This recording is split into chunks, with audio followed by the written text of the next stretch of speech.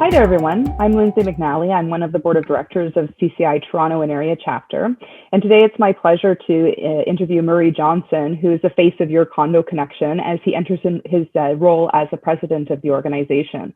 So most of you know Murray as he's educated the masses on condo-specific issues through your Condo Connection over the years. But you may not know about Murray as an individual. So Murray has worked in residential property management since 1992. And before that, he had 10 years of experience in project and facility management. Murray, you have a strong background in organizational development, correct? I do, yeah. Great.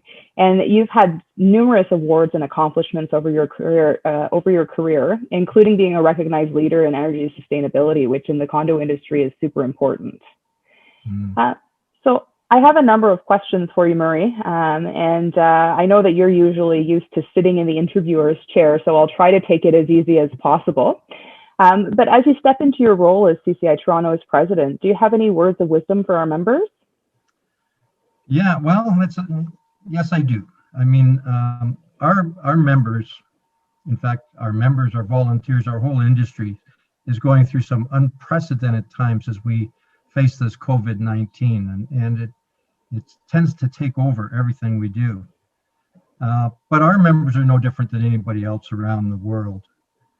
Clearly, we're fully engaged in the second wave of the pandemic. And I want to tell our members to be diligent in taking the proper precautions.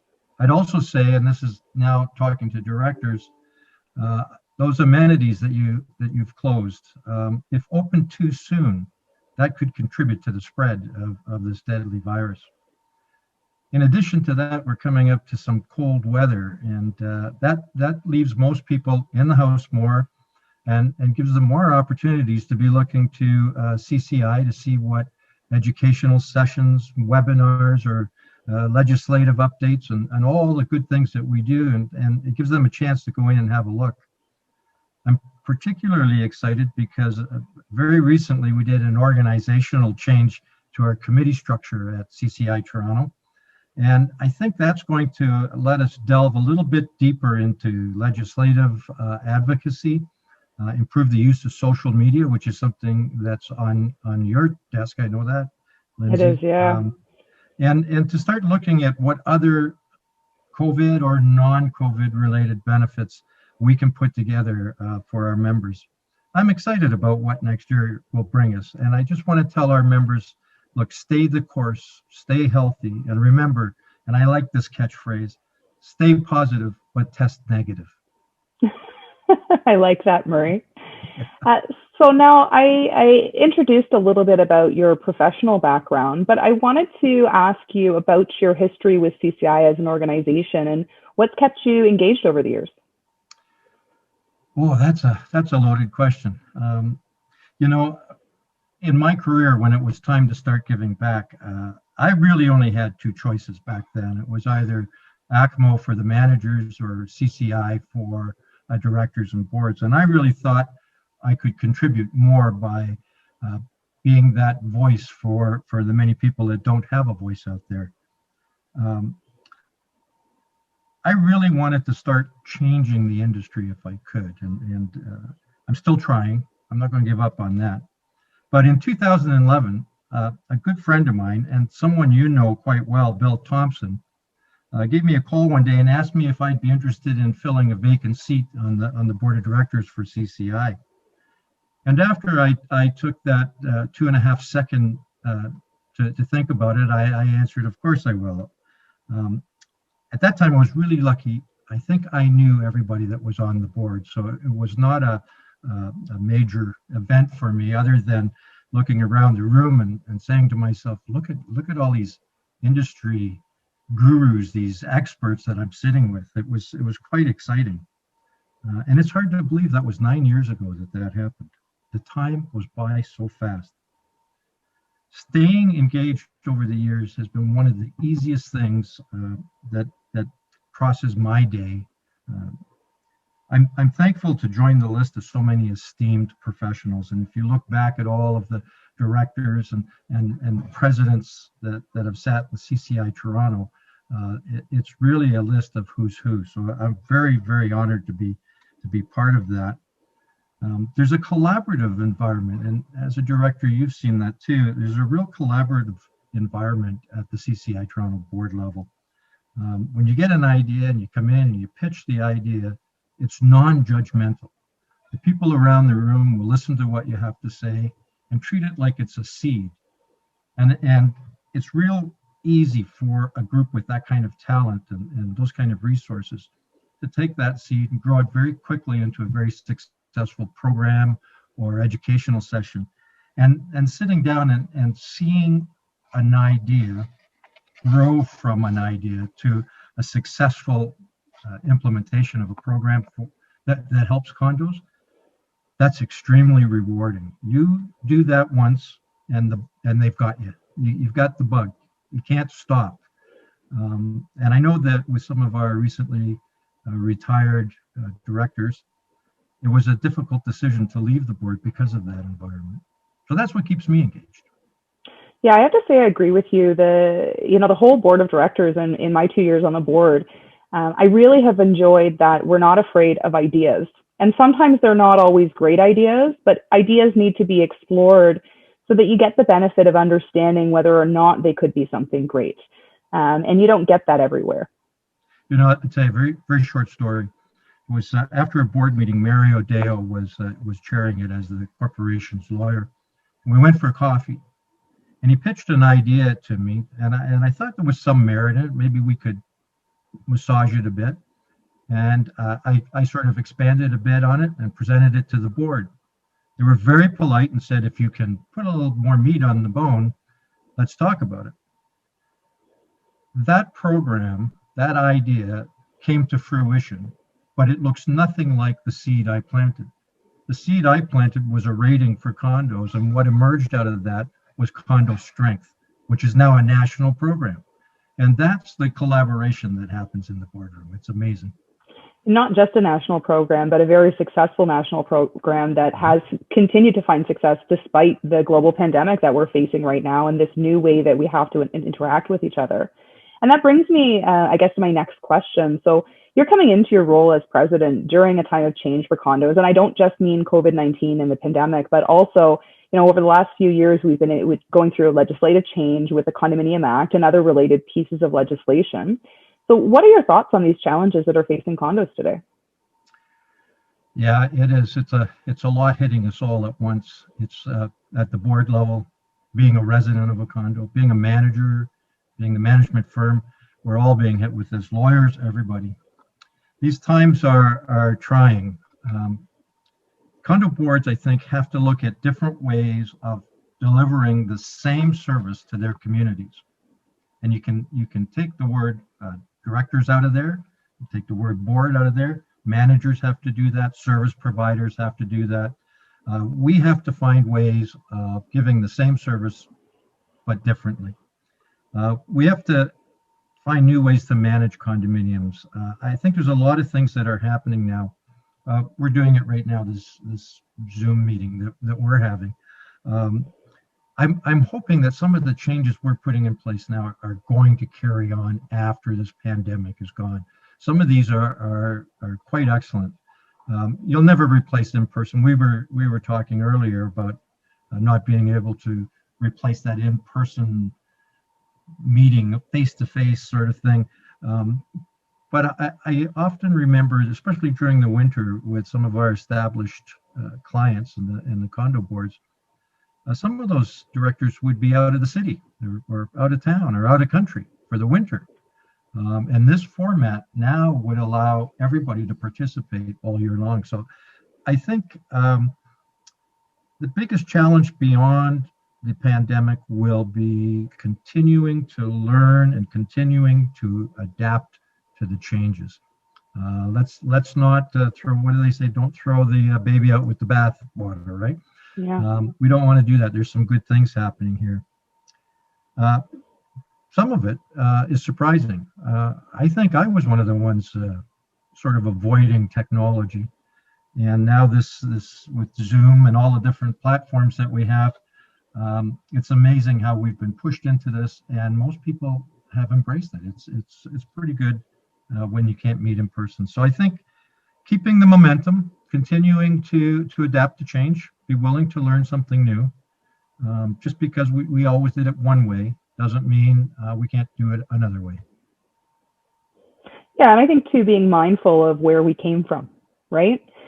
Change is good, but there are some things that we do a particular way that you can't discount the value of how it's been done for years. And so I think as we come out of the pandemic, it's going to be important to be flexible and make sure that we can adapt to whatever that new time looks like. You're right. Yeah, that'll be a big role going forward. Mm-hmm. So as leader of the chapter, tell me a little bit about your participation in CCI Toronto's role with ongoing legislative reforms. Well, it goes back a ways. It goes back almost to when what we call the new act is now the old act was implemented. Starting to learn that, I felt I had to jump in the deep end, both feet, and get a hold of that. That helped me as I started to join and participate in CCI. I think that the way that we do things and the way that the board has evolved at CCI, it's going to be imperative to not stifle those creative juices. You know what I mean? Yeah. There's a lot of people a lot smarter than me, and the only reason I'm president is because I'm a lot older than them. But it's going to be important to keep those creative juices flowing. And the committee levels that we have, the legislative committee particularly was one that I was in and out of for a number of years. I would say that sitting with lawyers and looking at the new regulations and then trying to analyze them, and the lawyers did great. They could figure out what was legal and what wasn't. But sitting in that room, they looked to me and to other managers and said, great, okay, we know the law, but how do you make this happen? Right? It's so important that it works at the ground level in the boardrooms. So that experience helped me tremendously. And now, all these years later, we're into another round of changes coming. We're into COVID-19. We're into all sorts of different things. And taking that same analytical approach, making sure that it works at the ground level is something that I've always done. And I love it when we sit down as a group and the other people are like-minded. In other words, we're looking for the solution. We haven't predetermined any problems or solutions. We're simply going to talk it out. And you put very learned lawyers, senior people from the condo industry, you put in some service providers, you get the mix going. You're really going to get good results out of that everybody can work with, and everybody can see some of themselves in the results. So that sort of, I don't know if it's a talent as much as it is a learned skill. I think that's what I hope to maintain as we move forward to help us and to get us past where we are and look at what the new future will be. Great. Well, if we think about boots on the ground and putting everything into practice, what is CCI Toronto doing to help our members through all these ongoing challenges? Well, you ask me that today, I'll give you an answer. You ask me tomorrow, I'll give you another answer. It's we're learning just the way the boards are learning as new regulations come out, and that's what CCI does. I mean, we keep an eye on the government announcements. In fact, at all three levels of government. And then we try to figure out how that fits into the fourth level of government, into that condo boardroom. So I think that we have to continue doing that. There's no question about that. I think that we have such a diverse cross-section of lawyers, very experienced through to newly appointed lawyers. A lot of fresh ideas coming in. I'm really looking forward to see when the government says something's coming up, how the juices flow when we get together. I want to tell you a quick story about just the way that CCI Toronto in particularly helps our membership. It happened a few months ago. we received communication from Terrion and from the government. They were about to introduce changes to Terrion, and they wanted our input as a key stakeholder. And as you know, it's been a lot of work to become a key stakeholder in the government's eyes. So they asked us for input. We received that on Wednesday afternoon, and the deadline for submission was Friday afternoon of the same week. And to show you the depth of CCI Toronto, we pulled together a subcommittee of the legislative committee that deals a lot with Terrion, brought in engineers, and in fact, we brought in people from across the province, from other CCI chapters. I think at one point there was probably 14 or 15 of us analyzing and reviewing what those proposals would do, and whether we liked it or didn't like it, whether it would work or didn't work, etc. We were able to put together a full, proper report and send it off on time. And subsequently, the things that we put in there, I would say the vast majority of what we recommended was actually adopted. And what's maybe more important than that is there were a few items in that report that we said we didn't like, that they shouldn't do. And I think the majority of those weren't done. So that shows you, I think, that CCI Toronto, and in fact CCI right across the country, because we see the same successes in other chapters, we're being recognized now as your condo connection. That's very, very encouraging. That's just one success story of hundreds, and I know there's been dozens and dozens of them since you've joined the board. So I'm really encouraged.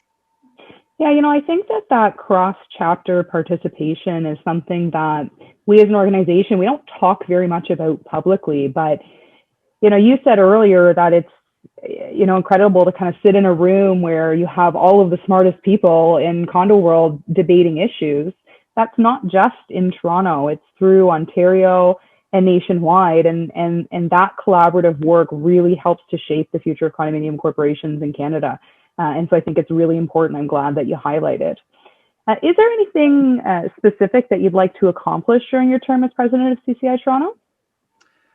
Well, I think there is. But again, I'm going to go back to what's happening today. And our previous president, Tanya Hullock, has done a fantastic job leading the board through this 9 months of pandemic. As we adopt new ways of doing things. I think the first year of my tenure will probably be focused on supporting the board and the volunteers at CCI so that we can continue to deliver products to our membership, to give them timely information. Over the longer term of my presidency, I think it will be, here's one for you. Here's a little thing I was thinking about the other day. Once a year, CCI Toronto Board of Directors gets together. We have a planning session. We really focus, I think, on those things that we know we can do and that they'll add value. There's no sense planning for 100 things if you can only do 3. I'd rather do the 3 really well. And so one of the things that happens is we go to the planning session and then along comes COVID-19 or a regulation change or something else, and it sort of takes our eyes off of the annual plan. Little things like simply adding an annual plan review to our typical agenda will help to keep everybody focused. It's just little things like that. And that's my organizational background says, do those things and measure your results, etc. For the first time in as long as I can think of, even before you and I were on the board, this is the first time we've seen such massive change on the board. In past years, we used to be criticized, you can't get on that board. And that's changed over the last 3 or 4 years. You're here. So I think that with 5 new members on the board, we're going to introduce something that's brand new. We're going to have an orientation for that group so that they don't feel overwhelmed when they walk into the boardroom. And it can be overwhelming, as you know.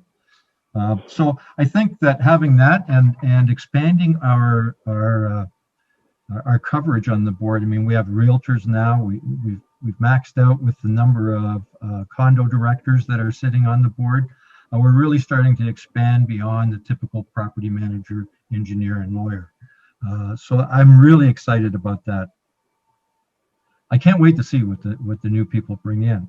One of my jobs, I think, will be to make sure we're all respectful of, as you said earlier, of the good things we have, and let's put some more in there. I don't want to say if it ain't broke, don't fix it, but if you can make it better, then all the power to us. I want the membership to reap the rewards of a collaborative environment in the boardroom and in the committees. And we have a lot of committees. I think CCI Toronto has more committees than any other chapter. But then we're the largest chapter in the country. So it's real easy, as you said earlier, to reach out. We're having a little trouble struggling with something. Reach out to the other chapters. Maybe their legislation is a little different, but again, you can pick up those seeds, bring them in, put them in the committee room, and watch them flourish. And so I'm really looking forward to that. I think that's going to be a whole new change with all these directors. So I'm happy. Yeah, I'm really excited to work with all of our new directors as well. I remember 2 years ago when I came on the board, it was a little bit overwhelming, but at least I was in a room full of people who were welcoming and willing to kind of help me along and figure my way through what I wanted to do with the organization. And I think, Murray, you were one of those people. I guess a lot of people don't realize that you and I have known each other for almost 20 years. Right. And it's been a blast serving with you on the board so far, and I'm really excited for your upcoming term as president. Do you have any closing thoughts today?